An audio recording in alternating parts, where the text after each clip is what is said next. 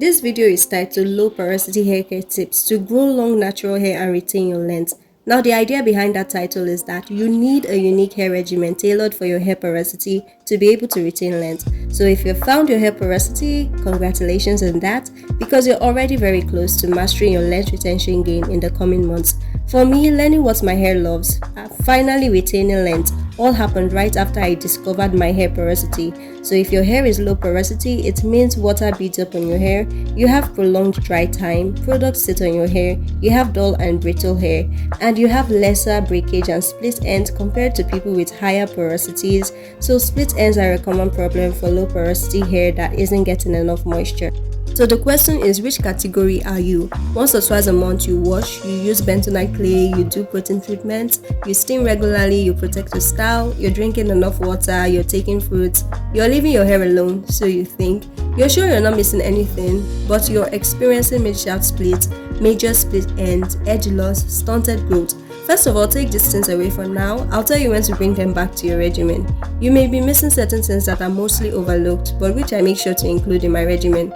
The main challenge for low porosity hair types is getting moisture into the hair, and once that happens, you're good to go because your hair will stay moisturized for a longer time than other hair porosity.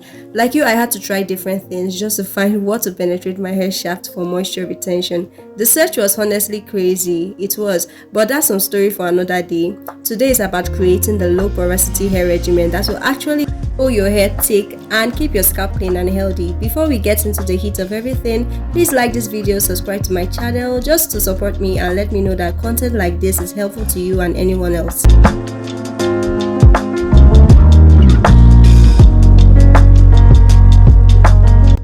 Here is why this regimen will undoubtedly work for you. That's because 1. I'm a lazy natural, a minimal product kind of person. 2. I'm naturally tender-headed, not because of scalp dryness or infection or inflammation or whatever people like to call it.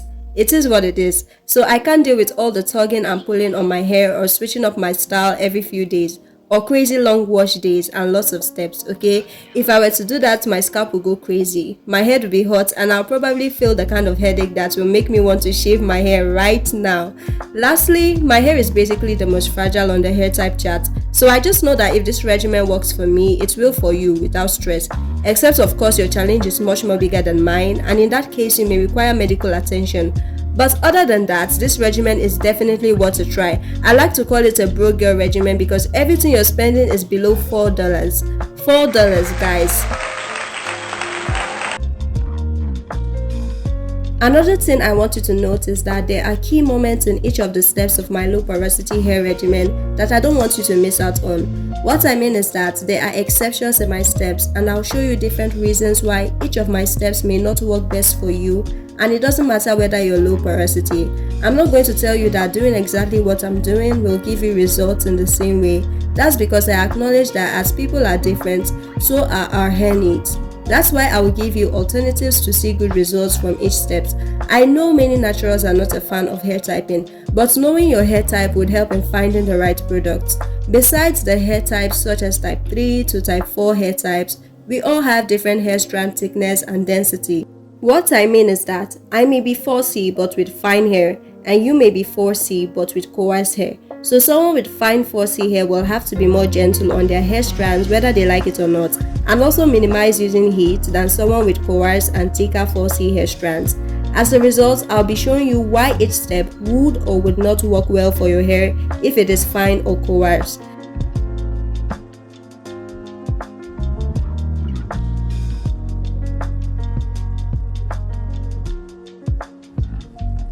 The first thing you need to do for your low porosity hair if you want to grow it long and healthy within the shortest time is to create a regimen that you stick to.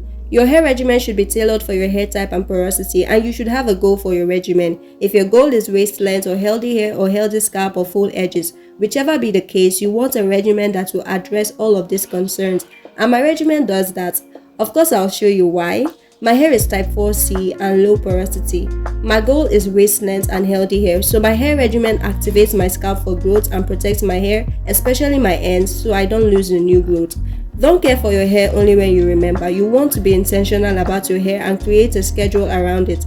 This tip is suitable for people with both fine and coarse hair. Whatever your hair porosity, hair density, or strand type, you need a regimen that you stick to. Now this brings us to the second step, which is hydration in your regimen. I love to hydrate my hair with not just water but rosemary water or boiled water. Now here's the key moments in this step. If your hair is fine, the trick is to not let your hair be dripping wet, but make sure it is damp, somewhere between wet and damp. And that's where many of us with fine hair fail in our moisture routine, because our hair becomes too wet that it overpowers the products that we're going to apply after. On the other hand, if your hair is coarse, you want to go in with more water. It can even be dripping wet, but I won't advise that for your convenience. Just make sure you can feel some weight from the water in your hair. So this brings us to my third step, which is scalp oil massage. Hear me guys, before you apply products, please oil and massage your scalp. Make sure you're using the ball of your fingers, not the actual fingers, to avoid scratch or injury. I just talked about activating my scalp, and to do that I have to lift my cuticles. You'll find that oiling your scalp before applying products will make products sink in better. What I do is to take my Ayurveda oil and massage it into my scalp. I often use rosemary oil, and when I use it, I make sure to dilute it with a carrier oil. So here I mix 1 part rosemary oil and 2 part olive oil, then I massage it into my scalp for 2 minutes. What I'm doing will prevent the need for weekly washes, and it stretches my wash days to once or twice monthly, which means lesser manipulation for my hair. This step is suitable for both coarse and fine hair.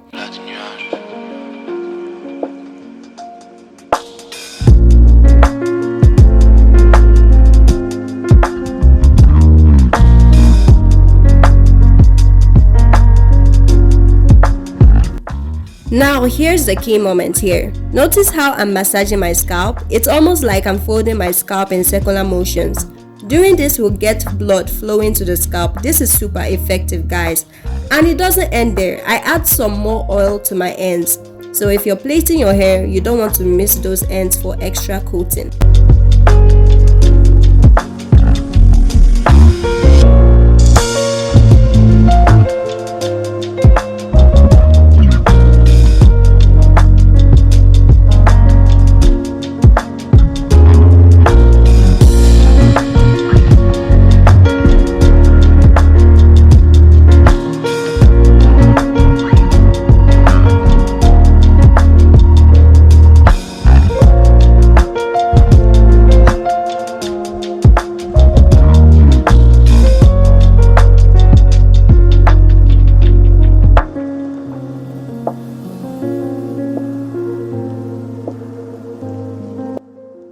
Now the fourth step is humectants in your regimen. You want humectants in your regimen. I apply my humectant base, and this is probably the most important step in your routine because it determines how long moisture would last in your hair.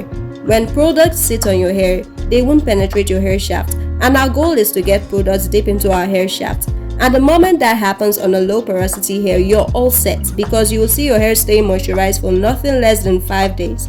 If your hair is coarse, you may need to go in with more gel or whichever humectants you're using. Humectants include glycerin, aloe vera gel, okra gel, etc.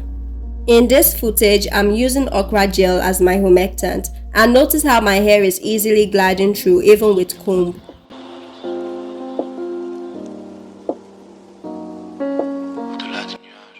Next is moisture in your regimen. Moisture. A lot of the time we can't find the right product to penetrate our hair shaft and preserve moisture the most, so we have to moisturize in layers. Here I'm talking about butter sealants and basically creams with slip. That is why after wetting my hair and oiling my scalp, I go with my leave-in. I choose a leave-in with slip. Next, I apply my shea butter. If your hair is coarse, you have to do what I call double moisture. Apply your sealant before your leave-in, then apply it again after your leave-in. So if your sealant is shea butter, you want to apply it before going in with your leave-in conditioner. Then after that, squeeze in your shea butter again. Everything I'm doing in this step is squeezing the product in. You want to make sure you're squeezing the creams and butters into your hair just to get it in there. This is an effective moisturizing technique for low porosity hair. After all said and done, I want you to know that you need breaks throughout this whole process. Okay, you need patience, you need breaks when working on your hair so you don't get breakage, because we're trying to keep breakage at bay. We're going to minimize that breakage, and when you don't see much breakage, you're going to see more length retention.